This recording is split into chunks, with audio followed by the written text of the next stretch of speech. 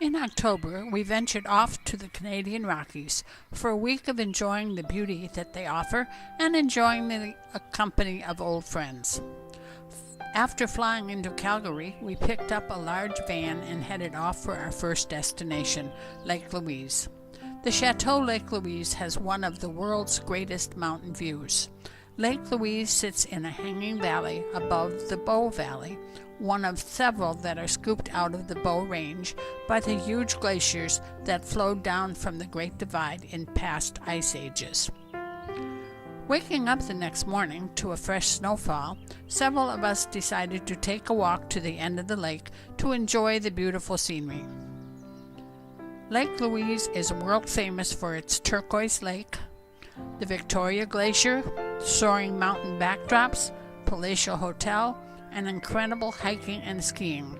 Surrounded by a lifetime's worth of jaw-dropping sights and adventure, Lake Louise is a rare place that must be experienced to be believed. There are two lakes that every visitor touring the Canadian Rockies really should see: Lake Louise and Moraine Lake. Fortunately, both of these world-famous lakes are accessible by road, and they are just 10 miles apart. Moraine Lake was named for the large pile of lichen-covered boulders which dams it, caused by either a pile of rubble bulldozed here by an advancing glacier or a huge rockfall from one of the 10 peaks above. Either way, it provides a superb viewpoint. The lake is a turquoise blue jewel set against the serrated spine of the Great Divide. It is part of Canada's most famous landscape. The next morning, we continued up the Icefields Parkway, heading for our next destination, Jasper Park Lodge. We passed miles and miles of breathtaking scenery along the way. Each view surpassed the last. The largest national park in the Canadian Rockies, Jasper is wild in every sense of the word. Its landscape covers an expansive region of rugged backcountry trails and mountainous terrain side by side against fragile protected ecosystems, as well as the world-renowned Columbian icefield. It is also chock full of wildlife, home to some of North America's healthiest populations of grizzly bear, black bear, moose, bighorn sheep, and elk, along with thousands of species of plants and insects. The park comprises rough and tumble mountains, valleys, glaciers, forests, alpine meadows, and rivers along the eastern slopes of the Rockies in western Alberta. Surrounded by 1,000 acres of beautiful parkland scenery, Jasper Park Lodge offers numerous activities to choose from. There's plenty to do year-round, including walking, biking, boating, and tennis. For golf enthusiasts, the course is a must as one of the most scenic and highly rated golf courses in the world. Looking for relaxation? Then there is a complete health and beauty spa on site with a full menu of treatments. We were surprised to see elk roaming free all over the grounds of the lodge. Jasper protects what's left of the wildlife that was once commonplace in the West. While other areas have seen a dramatic decline in wildlife, strong populations of plants and animals persevere here. The park's elevation range, geology, geography, and climate serve as a safe habitat for a variety of species.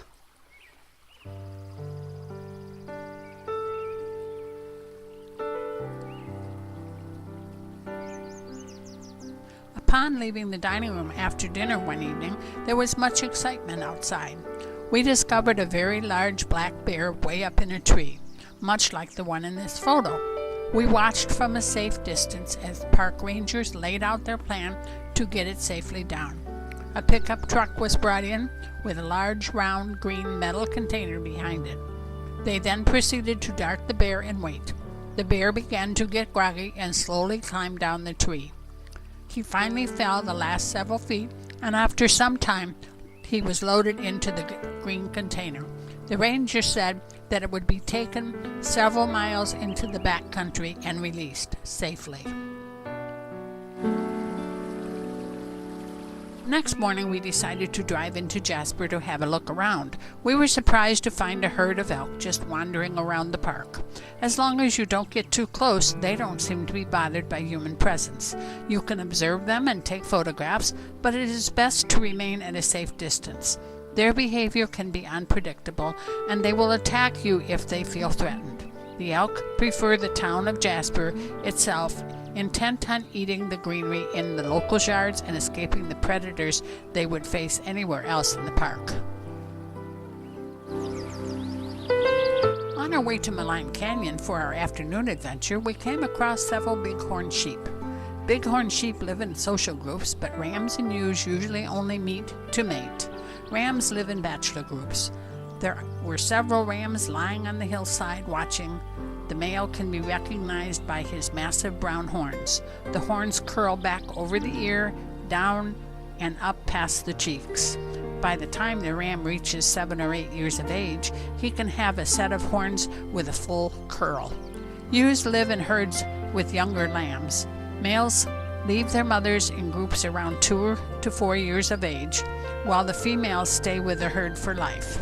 They are creatures of habit who follow familiar routes to traditional ranges generation after generation. This herd was not concerned about traffic, and they sure were not in any hurry to cross the road. The female's horns, though large compared to some species of sheep, are much smaller than those of the males and less curved.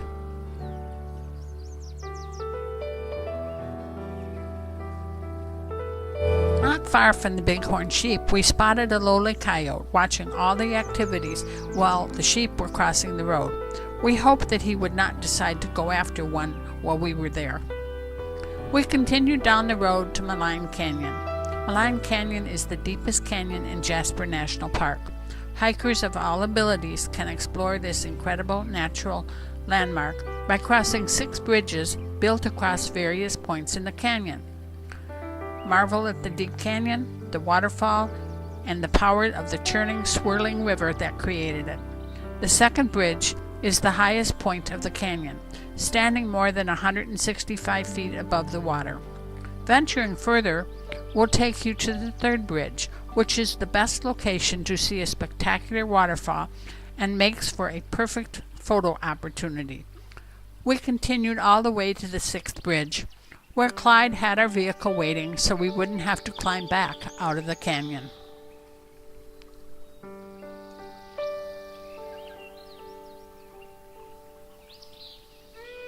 For dinner that evening, we ventured back through Jasper to a restaurant 5 miles south on the shores of the Athabasca River. The view was spectacular, so after dinner we all had to venture to the water's edge for a better look.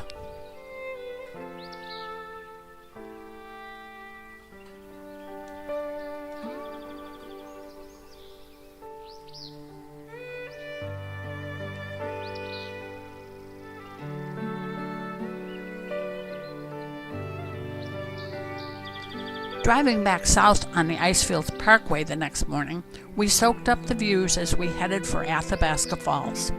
The falls are located on the high cliffs of the Athabasca River.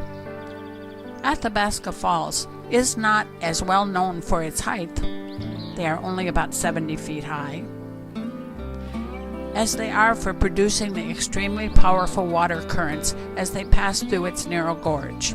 It has been observed that the river's water flows at a relentlessly rapid pace. The fast-moving tides have created the narrow gorge and many potholes that characterize this stretch of the Athabasca River.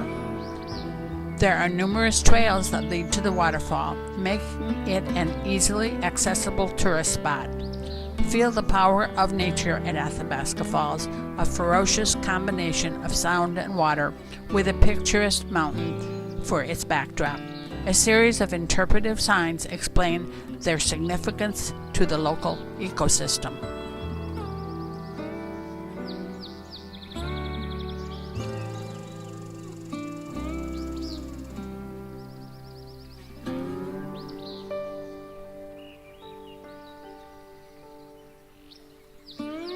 Tangle Falls may be the most photographed waterfall along the Icefields Parkway due to its incredibly easy access. Of course, we had to stop. A quick stop at the Samwapta Falls is also remembered more for its backdrop than the falls itself. We were able to appreciate it from a footbridge spanning high above the gorge. The falls, only 60 feet tall, did make up for it with its power as the Samwapta River was squeezed into a tight gorge. Due to weather conditions, we were not able to stop at the Athabasca Glacier.